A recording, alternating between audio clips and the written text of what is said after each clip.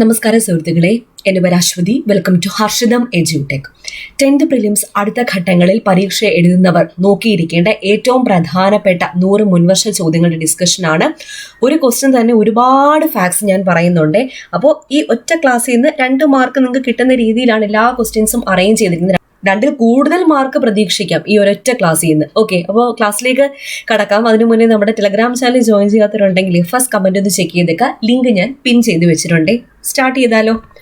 ആദ്യത്തെ ചോദ്യം: അഷ്ടമുടിക്കായൽ അറബിക്കടലുമായി ചേരുന്ന അഴിമുഖത്ത് സ്ഥിതി ചെയ്യുന്ന തുറമുഖം ഏതാണെന്ന് കണ്ടെത്തുക. നീണ്ടകരയാണ്.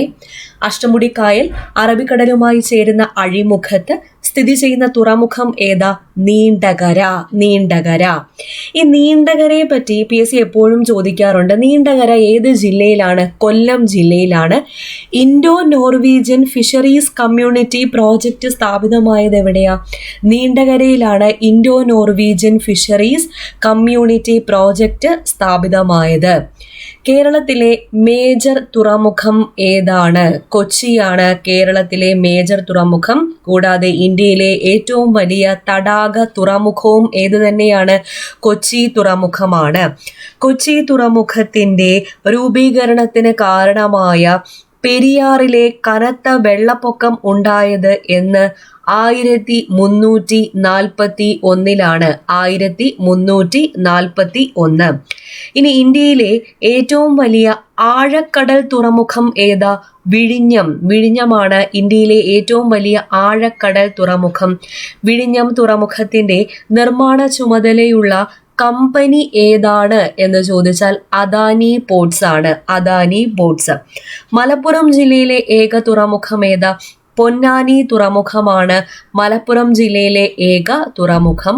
ചാലിയാർ നദി അറബിക്കടലുമായി ചേരുന്ന അഴിമുഖത്ത് സ്ഥിതി ചെയ്യുന്ന തുറമുഖം ഏതാ? ബേപ്പൂർ തുറമുഖമാണ്. ബേപ്പൂർ തുറമുഖം സ്ഥിതി ചെയ്യുന്ന ജില്ല ഏതാണ്? കോഴിക്കോട് ജില്ല. കോഴിക്കോട് ജില്ല. അപ്പൊ ഒരു 10 മുൻവർഷ ചോദ്യം പിടിച്ചോളൂ. രാജർഷി എന്നറിയപ്പെടുന്നത് ആരാണ്? പുരുഷോത്തം ദാസ് ഠണ്ടൻ. രാജർഷി എന്നറിയപ്പെടുന്നത് ആരാ? പുരുഷോത്തം ദാസ് ഠണ്ടൻ. സത്യാഗ്രഹികളുടെ രാജകുമാരൻ എന്ന് ഗാന്ധിജി വിശേഷിപ്പിച്ചത് ആരെയാണ്? യേശുക്രിസ്തുവിനെ. യേശുക്രിസ്തുവിനെയാണ് സത്യാഗ്രഹികളുടെ രാജകുമാരൻ എന്ന് ഗാന്ധിജി വിശേഷിപ്പിച്ചത്. ഹർഷിതം എഡ്യൂടെക് ആപ്പിൽ ഈ വർഷം നടക്കാനിരിക്കുന്ന ഏറ്റവും പ്രധാനപ്പെട്ട പരീക്ഷയായ അസിസ്റ്റന്റ് സെയിൽസ്മാന് വേണ്ടി പുതിയ ബാച്ച് സ്റ്റാർട്ട് ചെയ്തിട്ടുണ്ട്. അപ്പോൾ നമ്മുടെ ബാച്ചിൽ ഫുൾ സിലബസ് കവറേജ് ആയിട്ടുള്ള ക്ലാസ് ആണ്. വളരെ തുച്ഛമായിട്ടുള്ള ഫീസിൽ നിങ്ങൾക്ക് കിട്ടുന്നത്. സ്റ്റഡി പ്ലാനോട് കൂടിയാണ്. അപ്പോൾ ടൈം ടേബിൾ വൈസ് ക്ലാസ് എന്ന് പറഞ്ഞൊരു ഫോൾഡർ തന്നെ ഞാൻ സെറ്റ് ചെയ്തിട്ടുണ്ട്. അതിനകത്ത് week 1 ആദ്യത്തെ വീക്കിലെ ടൈം ടേബിൾ, അതിൽ ആദ്യത്തെ വീക്കിൽ 5 ദിവസം, Day 1, Day 2, Day 3, Day 4, Day 5. Day 1 എന്തൊക്കെയാണ് പഠിക്കാനുള്ളത് കൊടുത്തിട്ടുണ്ട്. Day 2, Day 3, Day 4, Day 5. ഈ 5 ദിവസം നിങ്ങൾ പഠിച്ചിട്ട് 2 ദിവസം റിവൈസ് ചെയ്യുക. ഫോർ എക്സാമ്പിൾ തിങ്കൾ മുതൽ വെള്ളി വരെ നിങ്ങൾ പഠിച്ചു. ശനി ഞായറും റിവൈസ് ചെയ്യുക. ഞായറാഴ്ച രാത്രി അറ്റൻഡ് ചെയ്യാനുള്ള ടെസ്റ്റും ഞാൻ അതിനകത്ത് ഇട്ടിട്ടുണ്ട്. അങ്ങനെ വീക്ക്ലി week 1, week 2 ആയിട്ട് ഞാൻ ഓൾറെഡി അതിനകത്ത് അറേഞ്ച് ചെയ്തിട്ടുണ്ട്. അതൊരു short current affairs, monthly current affairs, PSC previous questions with related facts, പുതിയ SCERT 5, 7, 9 ക്ലാസ്സുകളിലെ SCERT പാഠപുസ്തകങ്ങളിലെ വസ്തുതകൾ ചാപ്റ്റർ വൈസ് ആയിട്ട് തന്നെയാണ് എടുക്കുന്നത്. എല്ലാം ഈ ഒരൊറ്റ കോഴ്സിൽ നിങ്ങൾക്ക് തുച്ഛമായ ഫീസിൽ എക്സാം കഴിയുന്നത് വരെ അവൈലബിൾ ആയിരിക്കും. ഓക്കെ, അപ്പൊ ഹർഷിതം എഡ്യൂടെക് ആപ്പിലാണ് ക്ലാസ് വരുന്നത്. അസിസ്റ്റന്റ് സെയിൽസ്മാന്റെ ബാച്ച് മാത്രമല്ല, ഫയർമാന്റെ ബാച്ച് നടക്കുന്നു. ജനറൽ PSC, അതുപോലെ ഇനി വരാനിരിക്കുന്ന company LGS, Bevco LD, VFA മുതലായ ബാച്ചുകളിൽ ഒരുപാട് ബാച്ചുകൾ നമ്മുടെ ആപ്പിൽ ഇപ്പോൾ അവൈലബിൾ ആണ്. എല്ലാം വളരെ തുച്ഛമായിട്ടുള്ള ഫീസിലാണ് കേട്ടോ. അപ്പോൾ ആപ്പ് ഡൗൺലോഡ് ചെയ്യുന്ന ലിങ്ക് ഞാൻ ഡിസ്ക്രിപ്ഷൻ ബോക്സിൽ കൊടുത്തിട്ടുണ്ട്. കൂടാതെ പ്ലേ സ്റ്റോറിൽ ഹർഷിതം എഡ്യൂടെക് എന്ന് സെർച്ച് ചെയ്താലും നമ്മുടെ ആപ്പ് നിങ്ങൾക്ക് കിട്ടുന്നതായിരിക്കും. ജൈവ കൃഷി ചെയ്തെടുക്കുന്ന ഭക്ഷണ പദാർത്ഥങ്ങൾക്ക് ഇന്ത്യയിൽ നൽകുന്ന അംഗീകൃത മാർക്ക് ഏത്? India organic. പ്രീവിയസ് ക്വസ്റ്റ്യൻ ആണ്, എല്ലാം പ്രീവിയസ് ക്വസ്റ്റ്യൻ. ഇന്ത്യ ഓർഗാനിക് എന്നതാണ്.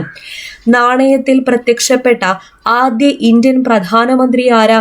ജവഹർലാൽ നെഹ്റു ആണ്. ജവഹർലാൽ നെഹ്റു. ഇന്ത്യയിലെ പുരുഷ നദി എന്നറിയപ്പെടുന്ന നദി ഏതാണ്? ബ്രഹ്മപുത്ര. ബ്രഹ്മപുത്രയാണ് ഇന്ത്യയിലെ പുരുഷ നദി എന്നറിയപ്പെടുന്നത്. ഇന്ത്യയിലെ ഏറ്റവും വലിയ കൽക്കരി പാടം ഏതാ? ഝാറിയ. ഝാറിയയാണ് ഇന്ത്യയിലെ ഏറ്റവും വലിയ കൽക്കരി പാടം. IRDAയുടെ ആസ്ഥാനം എവിടെയാണ്? ഹൈദരാബാദിലാണ്. ഹൈദരാബാദ്. പഞ്ചായത്തി രാജ് എന്ത് തരം വ്യവസ്ഥയെയാണ് പ്രതിനിധീകരിക്കുന്നത്? തദ്ദേശ സ്വയംഭരണ വ്യവസ്ഥയെയാണ് പഞ്ചായത്തി രാജ് പ്രതിനിധീകരിക്കുന്നത്. മഹർഷി എന്നറിയപ്പെടുന്നത് ആരാ? DK കാർവേ. രാജർഷി എന്നറിയപ്പെടുന്നത് പുരുഷോത്തം ദാസ് ഠണ്ടൻ. മഹർഷി എന്നറിയപ്പെടുന്നത് ആരാണ്? DK കാർവേയാണ്. രാജ്യസ്നേഹികളുടെ രാജകുമാരൻ എന്ന് ഗാന്ധിജിയെ വിശേഷിപ്പിച്ചതാരാ? സുഭാഷ് ചന്ദ്രബോസ്. സുഭാഷ് ചന്ദ്രബോസ്. 10 ക്വസ്റ്റ്യൻസ് കിട്ടിയില്ലേ? ഒന്നുകൂടെ റിപ്പീറ്റ് ചെയ്യാം. പഞ്ചായത്തി രാജ് എന്ത് തരം വ്യവസ്ഥയാണ് പ്രതിനിധീകരിക്കുന്നത്? തദ്ദേശ സ്വയംഭരണം. ജൈവ കൃഷി ചെയ്തെടുക്കുന്ന ഭക്ഷണ പദാർത്ഥങ്ങൾക്ക് ഇന്ത്യയിൽ നൽകുന്ന അംഗീകൃത മാർക്കാണ് ഇന്ത്യ ഓർഗാനിക്. രാജർഷി എന്നറിയപ്പെടുന്നത് പുരുഷോത്തം ദാസ് ഠണ്ടൻ. മഹർഷി എന്നറിയപ്പെടുന്നത് DK കാർവേ. ഇന്ത്യയിലെ ഏറ്റവും വലിയ കൽക്കരി പാടം ഏത്? ഛാറിയ. ഇന്ത്യയിലെ പുരുഷ നദി ബ്രഹ്മപുത്ര. IRDAയുടെ ആസ്ഥാനം എവിടെയാണ്? ഹൈദരാബാദ്. രാജ്യസ്നേഹികളുടെ രാജകുമാരൻ എന്ന് ഗാന്ധിജിയെ വിശേഷിപ്പിച്ചത് സുഭാഷ് ചന്ദ്രബോസ്. സത്യാഗ്രഹികളുടെ രാജകുമാരൻ എന്ന് ഗാന്ധിജി വിശേഷിപ്പിച്ചത് ആര്? യേശുക്രിസ്തുവിനെയാണ്. നാണയത്തിൽ പ്രത്യക്ഷപ്പെട്ട ആദ്യ ഇന്ത്യൻ പ്രധാനമന്ത്രി ആരാ? ജവഹർലാൽ നെഹ്റു. ജവഹർലാൽ നെഹ്റു. അടുത്ത ചോദ്യം, കേരളത്തിൽ വാഹന രജിസ്ട്രേഷൻ കൂടുതലുള്ള ജില്ലയും വാഹന രജിസ്ട്രേഷൻ കുറവുള്ള ജില്ലയും ചേരുന്ന ജോഡി കണ്ടെത്തുക. വാഹന രജിസ്ട്രേഷൻ കൂടുതലുള്ള ജില്ല എറണാകുളം, കുറവുള്ള ജില്ല വയനാട് ജില്ല. കേരളത്തിലൂടെ കടന്നുപോകുന്ന ദേശീയ പാതകളുടെ എണ്ണം എത്രയാണ്? 11 ദേശീയ പാതകളാണ് കേരളത്തിലൂടെ കടന്നു പോകുന്നത്. കേരളത്തിലെ ആദ്യത്തെ ദേശീയപാത ഏതാ? NH47. NH47 ആണ് കേരളത്തിലെ ആദ്യത്തെ ദേശീയപാത. ഇനി കേരളത്തിലൂടെ കടന്നു പോകുന്ന ഏറ്റവും നീളം കൂടിയ ദേശീയപാത ഏതാ? NH66. NH66 ആണ് കേരളത്തിലൂടെ കടന്നു പോകുന്ന ഏറ്റവും നീളം കൂടിയ ദേശീയപാത. Kerala state road transport corporation നിലവിൽ വന്ന വർഷം ഏതാ? 1965. 1965 Kerala state road transport corporation നിലവിൽ വന്നത്. KSRTCയുടെ ആസ്ഥാനം എവിടെയാണ്? തിരുവനന്തപുരമാണ് KSRTCയുടെ ആസ്ഥാനം. KSRTCയുടെ രജിസ്ട്രേഷൻ നമ്പറുകൾ ആരംഭിക്കുന്നത് KL15ലാണ്. KL15ലാണ് KSRTCയുടെ രജിസ്ട്രേഷൻ നമ്പറുകൾ ആരംഭിക്കുന്നത്. ഇനി ഏറ്റവും കൂടുതൽ ദേശീയപാതകൾ കടന്നു പോകുന്ന കേരളത്തിലെ ജില്ല ഏത്? എറണാകുളം ജില്ല. ഏറ്റവും കുറവ് ദേശീയപാതകൾ കടന്നു പോകുന്ന കേരളത്തിലെ ജില്ല ഏതാണ്? വയനാട് ജില്ലയാണ്. അപ്പൊ കേരളത്തിലെ ആദ്യത്തെ ദേശീയപാത ഏതാ? NH47. കേരളത്തിലൂടെ കടന്നു പോകുന്ന ഏറ്റവും നീളം കൂടിയ ദേശീയപാത ഏതാണ്? NH66. അങ്ങനെയാണെങ്കിൽ കേരളത്തിലൂടെ കടന്നു പോകുന്ന ഏറ്റവും നീളം കുറഞ്ഞ ദേശീയപാത ഏതാണ്? NH966B ആണ്. NH966B. ഈ NH966Bയുടെ പഴയ പേരെന്താ? NH47A. NH47A. ഓക്കെ, ഇനി ഒരു 10 മുൻവർഷ ചോദ്യങ്ങൾ പിടിച്ചോളൂ. പാട്നയുടെ പുരാതന നാമം എന്ത്?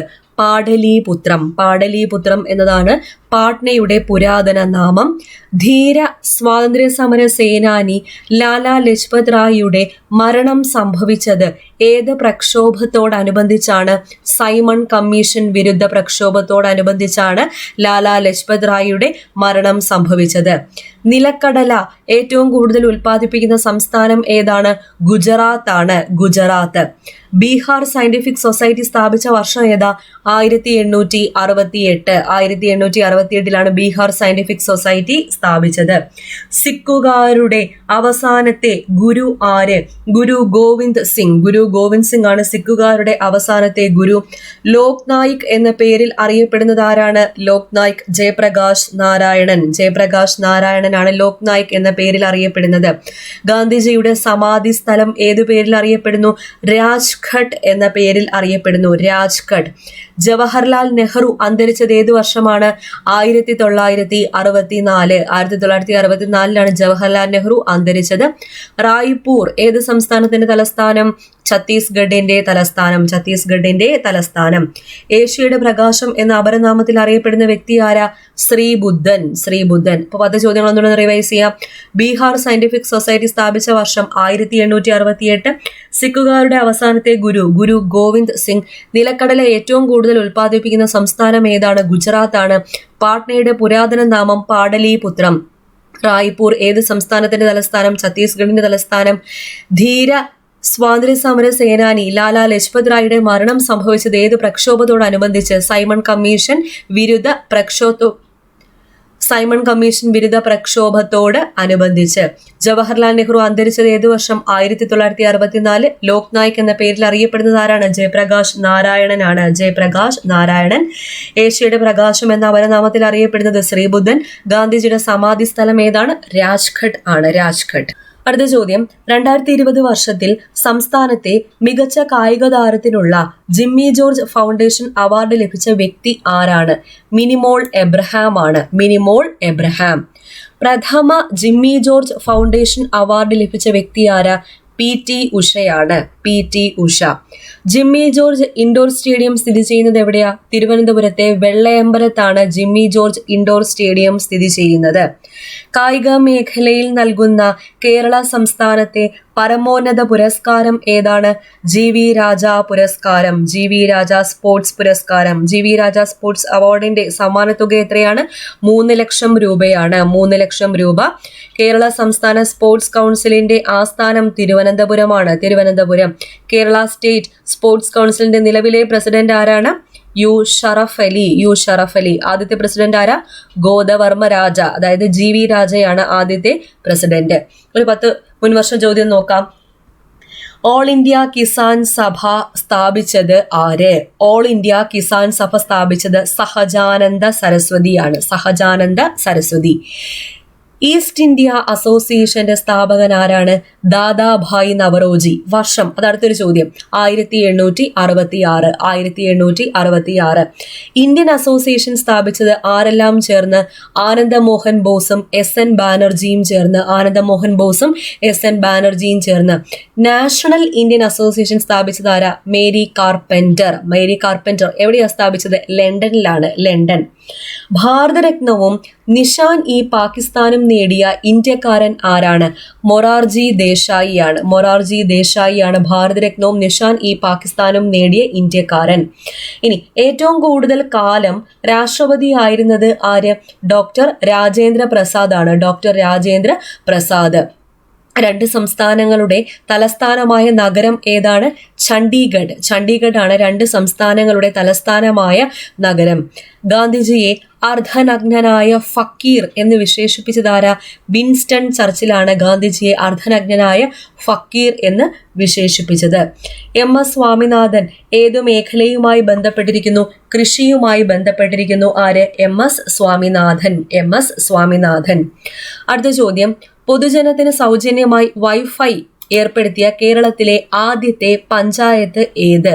ഇരവിപേരൂരാണ്. പൊതുജനത്തിന് സൗജന്യമായി വൈഫൈ ഏർപ്പെടുത്തിയ കേരളത്തിലെ ആദ്യത്തെ പഞ്ചായത്ത് ഇരവിപേരൂർ. ഇരവിപേരൂർ ആരുടെ ജന്മസ്ഥലമാണ്?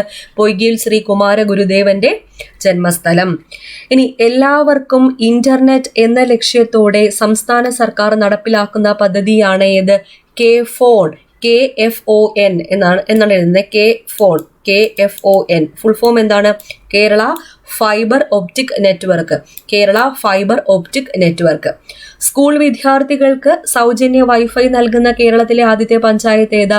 മേപ്പയ്യൂർ പഞ്ചായത്ത്, കോഴിക്കോട്. സ്കൂൾ വിദ്യാർത്ഥികൾക്ക് സൗജന്യ വൈഫൈ നൽകുന്ന കേരളത്തിലെ ആദ്യത്തെ പഞ്ചായത്ത് ഏതാണ്? മേപ്പയ്യൂർ, കോഴിക്കോട്. മേപ്പയ്യൂർ, കോഴിക്കോട്. ഇനി ഇന്ത്യയിലെ ആദ്യത്തെ സമ്പൂർണ്ണ കമ്പ്യൂട്ടർ വൽകൃത പഞ്ചായത്ത് ഏതാ? വെള്ളനാടാണ്. വെള്ളനാടാണ് ഇന്ത്യയിലെ ആദ്യത്തെ സമ്പൂർണ്ണ കമ്പ്യൂട്ടർ വൽകൃത പഞ്ചായത്ത്. ഇന്ത്യയിൽ ആദ്യമായി ഗ്രാമങ്ങളിൽ സമ്പൂർണ്ണ ബ്രോഡ്ബാൻഡ് സൗകര്യം ഏർപ്പെടുത്തിയ ജില്ല ഏതാണ്? ഇടുക്കി ജില്ലയാണ്. ഇടുക്കി ജില്ല. ഇനി ഒരു 10 മുൻവർഷ ചോദ്യം നോക്കാം. സ്വതന്ത്ര ഇന്ത്യയുടെ ആദ്യത്തെ നിയമമന്ത്രി ആരാണ്? ഡോക്ടർ BR അംബേദ്കർ ആണ് സ്വതന്ത്ര ഇന്ത്യയുടെ ആദ്യത്തെ നിയമമന്ത്രി. Doctor BR Ambedkar. ബാപ്പുജി എന്ന പേരിൽ അറിയപ്പെട്ടിരുന്നത് ആരാണ്?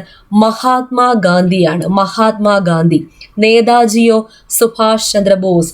ഇനി രാജാജി എന്ന പേരിൽ അറിയപ്പെട്ടത് ആരാണ്? C രാജഗോപാലാചാരിയാണ് രാജാജി എന്ന പേരിൽ അറിയപ്പെട്ടത്. ഗുരുജി എന്ന പേരിലോ? MS ഗോൾവാക്കർ. MS ഗോൾവാൾക്കർ ആണ് ഗുരുജി എന്ന പേരിൽ അറിയപ്പെട്ടത്. ഇനി ബാബുജി എന്ന പേരിലോ? ജഗജീവൻ റാം. അപ്പോൾ ബാപ്പുജി മഹാത്മാഗാന്ധി, ബാബുജി ജഗജീവൻ റാം, നേതാജി സുഭാഷ് ചന്ദ്രബോസ്, രാജാജി C രാജഗോപാലാചാരി, ചാച്ചാജി ജവഹർലാൽ നെഹ്റു, ഗുരുജി MS ഗോൾവാൾക്കർ. അടുത്ത ചോദ്യം, ഇന്ത്യൻ ദേശീയ പ്രസ്ഥാനത്തിന്റെ നഴ്സറി എന്നറിയപ്പെടുന്ന സ്ഥലം ഏത്? ബംഗാൾ. സ്ഥിരം ചോദ്യമാണ്. ഇന്ത്യൻ ദേശീയ പ്രസ്ഥാനത്തിന്റെ നഴ്സറി എന്നറിയപ്പെടുന്ന സ്ഥലം ഏതാണ്? ബംഗാളാണ്. ബംഗാൾ. സ്വാതന്ത്ര്യം എൻ്റെ ജന്മാവകാശമാണ്, ഞാനത് നേടുക തന്നെ ചെയ്യും എന്ന് പറഞ്ഞതാരാ? ബാലഗംഗാധര തിലകാണ്. ബാലഗംഗാധര തിലക്. ഇന്ത്യൻ അസ്വസ്ഥതയുടെ പിതാവ് എന്നറിയപ്പെടുന്നത് ആരാണ്? ബാലഗംഗാധര തിലകാണ്. തൂത്തുക്കുടി ആസ്ഥാനമാക്കി സ്വദേശി സ്റ്റീം നാവിഗേഷൻ കമ്പനി ആരംഭിച്ചതെന്ന 1906 1906. ഇന്ത്യയുടെ ആദ്യത്തെ വൈസ് പ്രസിഡന്റ് ആരാ? ഡോക്ടർ എസ് രാധാകൃഷ്ണനാണ്. Doctor S Radhakrishnan. ഏതു വർഷമാണ് ഗാന്ധിജി ആദ്യമായിട്ട് കേരളം സന്ദർശിച്ചത്? 1920 1920. ഇന്ത്യയുടെ ആത്മാവ് ഗ്രാമങ്ങളിലാണ് എന്ന് പ്രഖ്യാപിച്ച മഹാൻ ആരാ? മഹാത്മാ ഗാന്ധിയാണ്. മഹാത്മാ ഗാന്ധി. ഗാന്ധിജിയെ ആദ്യമായി മഹാത്മാ എന്ന് വിളിച്ചതാരാ? രവീന്ദ്രനാഥ ടാഗോർ ആണ്. രവീന്ദ്രനാഥ ടാഗോർ. പൂന സാർവജനിക് സഭയുടെ സ്ഥാപകനാരാണ്? MG റാനഡെ ആണ്. MG റാനഡെ. ഇനി സെർവൻസ് ഓഫ് ഇന്ത്യ സൊസൈറ്റിയുടെ സ്ഥാപകനാര്? Gopalakrishna Gokhale. Servants of India society സ്ഥാപിച്ച വർഷം 1905. സ്ഥലം പൂനെ. പൂനെ. ഓക്കെ, അപ്പൊ ഇത്രയും ക്വസ്റ്റ്യൻസ് ആണ് ഇന്ന് ഡിസ്കസ് ചെയ്തത്. ഒരുപാട് 100-ലധികം ഫാക്ട്സ് ഒരൊറ്റ ക്ലാസ്സിൽ തന്നെ പറഞ്ഞിട്ടുണ്ട്. നന്നായിട്ട് തന്നെ നോക്കിയിട്ട് പോവുക. നമ്മുടെ ഹർഷിതം എഡ്യൂടെക് ആപ്പിൽ ക്ലാസ്സുകളൊക്കെ നടന്നു വരികയാണ്. ജോയിൻ ചെയ്യാം. ലിങ്ക് ഡിസ്ക്രിപ്ഷൻ ബോക്സിൽ കൊടുത്തിട്ടുണ്ട്. അടുത്ത ക്ലാസ്സിൽ വീണ്ടും കാണാം.